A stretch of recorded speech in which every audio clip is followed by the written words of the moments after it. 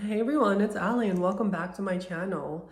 So today, as you could probably tell from the thumbnail, I'm going to be talking about the House of Beau. Now, the House of Beau is a niche brand that I've been wanting to try for a while. I kept seeing a lot of people talk about Casablanca, one of their iconic fragrances, and I hadn't seen any reviews on it, but I just kept seeing it pop up in people's collections and people being like, this fragrance is amazing.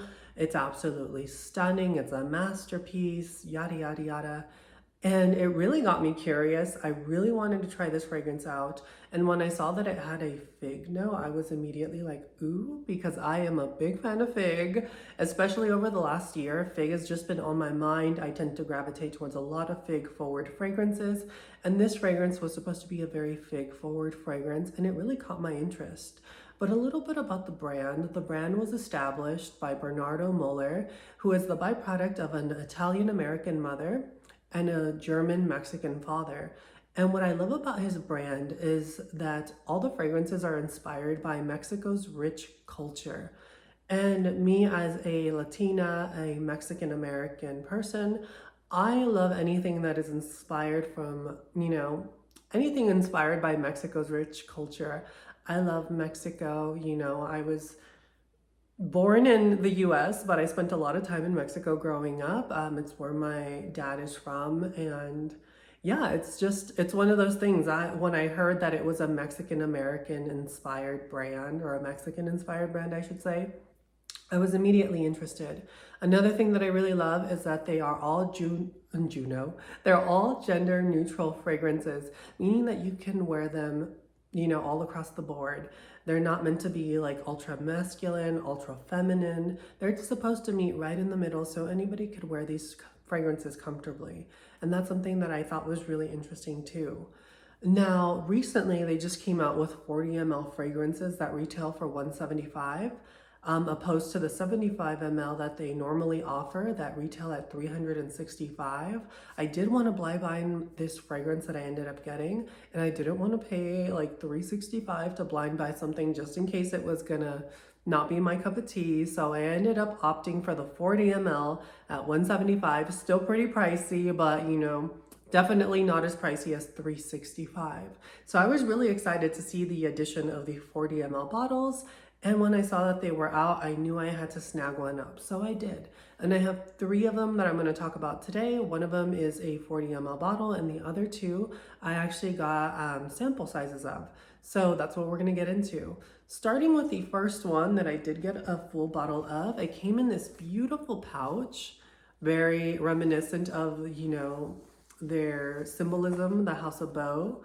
And inside I had the fragrance, and it looks like this. It comes in a really beautiful box, very simple, very chic, very classic and timeless looking. I really, really like it. I really love the logo.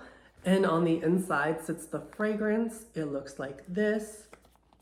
It's really, really beautiful, you guys. What makes these fragrances also so special is that the caps are actual genuine stone caps. So like stones and crystals. So if you're a fan of stones and crystals, these have like actual stone and crystal caps. Starting with this fragrance, Casablanca, this has a cap made of white howlite. And white howlite is supposed to promote wisdom and patience, which to me, this is a very like comforting, kind of slow moving fragrance that's it's special.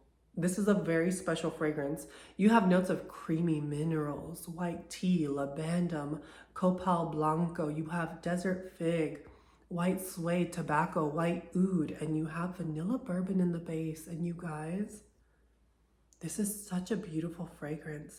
This fragrance is so hard to describe. It is a vanilla forward fragrance with a heaping dose of fig. But what I find really interesting, especially in the opening, and don't come for me because of this, that sprayer is phenomenal. In the opening, it gives off a A1 steak sauce sort of vibe, like this sort of tangy, maybe a little tart sort of feel. I know that's really weird, and don't be thrown off because I say it smells like A1 steak sauce in the opening, but it kind of does. But this is like a really beautiful, smooth A1 steak sauce. I know that's weird, don't get thrown off, but as it dries down, and it takes a couple minutes for it to dry down and to lose that A1 steak saucy sort of feel, it starts to develop into this really unique, beautiful vanilla scent that is very ethereal and very captivating and very dreamlike. To me, if I had to picture what this smells like if I had to paint a picture, it would look like, you know, in those movies when you watch a dream sequence and someone is like dreaming and everything is kind of hazy and like golden lit, and they're like having a dream and they're like recollecting a memory, and everything is like this soft yellow. You see the sunshine in the background peeking through. Everything is hazy and kind of white, and you have that golden touch of the sunshine warming everything, and everything is like that soft yellow. That's what this kind of gives me. It's this soft yellow, dreamlike vibe. Very vanillic, very smooth. You definitely get this sort of calming effect of this white tea that comes through.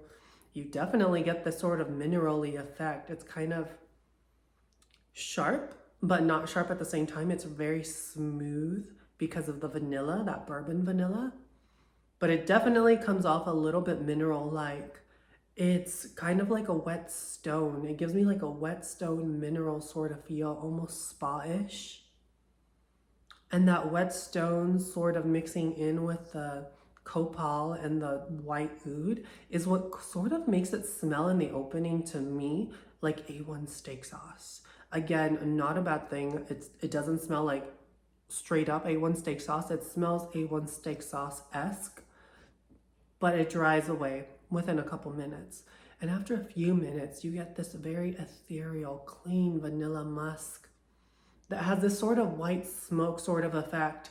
If I was going to describe this fragrance to somebody and they needed a reference point, I would say that this smells a lot like Amouage Sunshine Woman mixed with Noir, what is it called?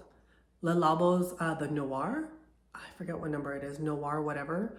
It smells like that, this sort of herbaceous, dark, kind of tea-like thing going on with an opening that reminds me of the white smoke and like sunshine that you get in Amouage Sunshine. It has a sunny sort of white smoke feel in the opening, and it starts to dry down and becomes kind of herbaceous and sort of tea-like, very calming.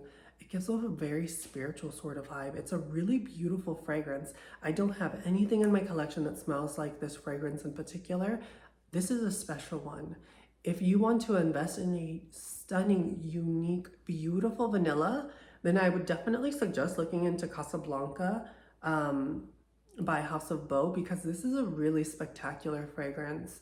And I probably will buy this in the full size when I run out of this one. But yeah, it's really, really beautiful. If you want something that smells like a mix of Amouage Sunshine Woman and Le Labo's the Noir, then do yourself a favor. This is outstanding. Again, it doesn't smell like those two, but if those two had a baby, it would be Casablanca.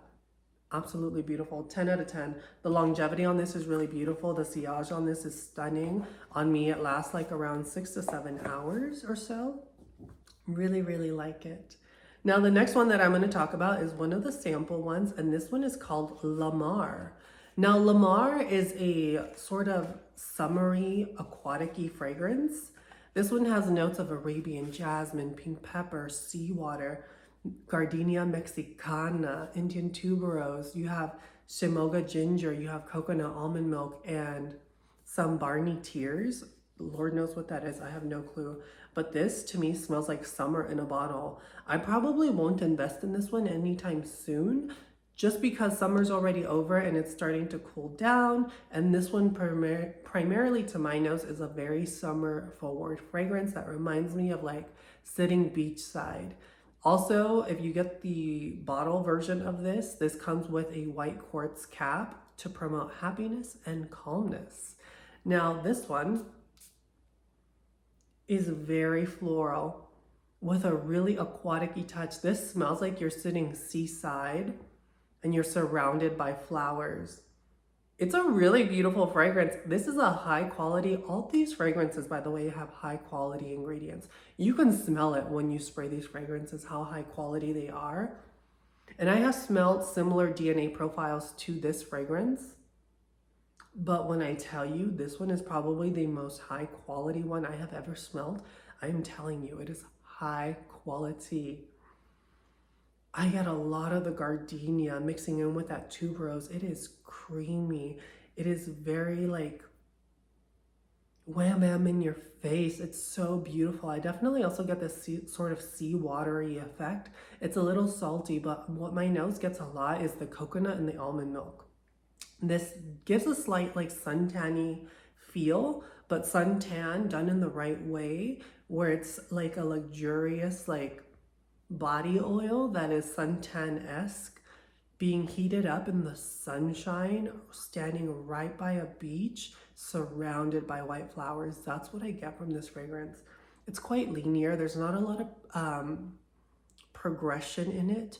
What you get from the opening is pretty much what it dries down to. I think in the opening, it's a bit more floral forward, but as it starts to settle down, you get a lot more of that coconut and almond milk peeking through with the floral note sort of lingering in the background, but it's still very much a sort of floral fragrance. Not a lot of progression as far as change with this one. Very well done, very refined. And if you want something for summer, this is going to be really beautiful. Unfortunately, it's getting cooler out in my area, so I probably won't be investing in this fragrance anytime soon. But next year, I probably would gravitate towards something like this because, like I said, this is a gorgeous, watery, floral fragrance that absolutely smells like summer. It smells like you're beachside on vacation. It is phenomenal. And honestly, the bottle with the white quartz cap is a slay. Like, I really want it in my collection. But again, I am gonna wait until probably next year because right now, even though this is gorgeous, I don't want it to get lost in this cooler weather. Now, the next one and the very last one that I'm going to talk about is one that really caught me by surprise. That is Rosario. Now, Rosario, if you get the full-size bottle or the 40 ml, it comes with a rose quartz cap to promote love and healing. And I do love me some rose quartz, and this is a rose forward fragrance. Now, Rosario really caught me by surprise. I wasn't expecting to love this as much as I ended up loving it. Like, Rosario is definitely going to be like my next purchase from this brand just because I'm captivated by this. It is a pink rose fragrance. And at first, when I first got this, I'm not gonna lie, I was a little disappointed. I was like, oh, this is boring. Like, I've smelt this DNA profile before. It's just a basic rose fragrance, a little aquatic-y, a little wet.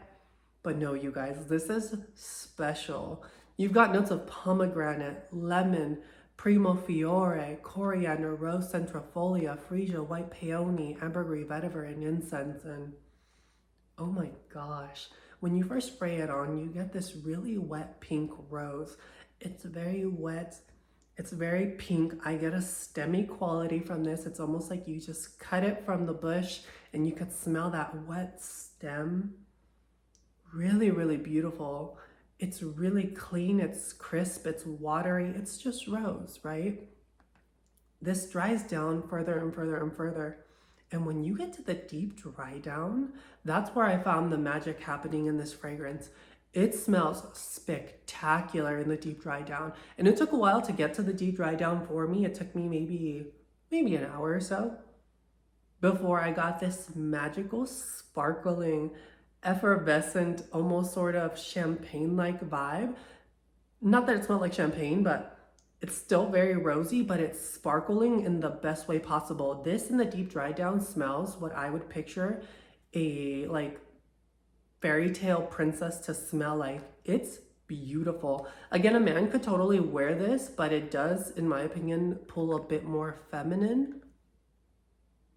And in the deep dry down, there is this sparkling quality to it that is unmatched. I haven't had a rose fragrance that dries down to what this dries down to in the deep dry down.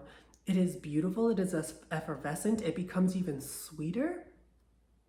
And like, magical. It just smells like a magical fairy princess or something, or like some sort of Disney princess. Like, it's a really beautiful. Honestly, this one was quite shocking for me because I didn't expect it to progress the way it did and to become something so magical. Although in the beginning, you do get that sort of rosy, stemmy vibe, this wet, stemmy vibe for quite a while. Even now, I still smell the wet, stemmy vibe. It still hasn't dried down to what I'm talking about, but when it does, it's addictive. And it's going to be addictive to anyone around you. It's a bit softer when it gets to that stage, but it becomes this very like close come to me sort of fragrance. This would be perfect for date night. This is perfect for like more intimate settings. Like, this is just a beautiful rose fragrance. And typically with rose fragrances like this, you tend to find that there's like a lot of citruses in them, or just very green and overbearingly stemmy sometimes. This one is like the perfect balance of everything. The perfect balance of rose, the perfect balance of aquatic notes, the perfect balance of this green stemminess, and then this really unique, sparkling, sweet quality in the base that is just so addictive. Absolutely stunning. This one is a 10 out of 10. On me, the projection is maybe an arm's length away until it dries down and it becomes this beautiful, effervescent, sweet, sparkling sort of rose fragrance. Then it becomes more of a skin scent, but it's so beautiful that I don't even care because I smell addictive to myself and I smell addictive to anyone that decides to get close to me. And this is the type of fragrance that I only want someone to be close to me if I want them to be close to me. So I'm gonna wear it to like draw them in a little bit more. It's very sexy. And with a note of pomegranate, man, pomegranate is an aphrodisiac. Y'all knew what you were doing with this one. This is a beautiful, playful, and seductive rose fragrance that my nose just can't get enough of. Honestly, thought this one was gonna be kind of like mid the second I sprayed it, but like I said, once I got to that deep dry down, my gosh, this was phenomenal. And yeah, you guys, that's all I have for the House of Beau. I hope you guys enjoyed the fragrance review and I hope you guys check them out. Definitely a brand that I am in love with. I will be coming back for more and sampling more things in the future. And if that's something that you want to check out, then definitely stay tuned. I've got quite a few more videos lined up for you guys. I have another one coming in the next day or so. And then next week, I will be doing a Dua haul. I haven't done a Dua fragrances haul in a hot minute. So if that's something you want to, check out, stay tuned because next week I'm doing a Dua fragrances haul. Till next time, I hope you guys found the video informative and I will catch you on the next one. Bye.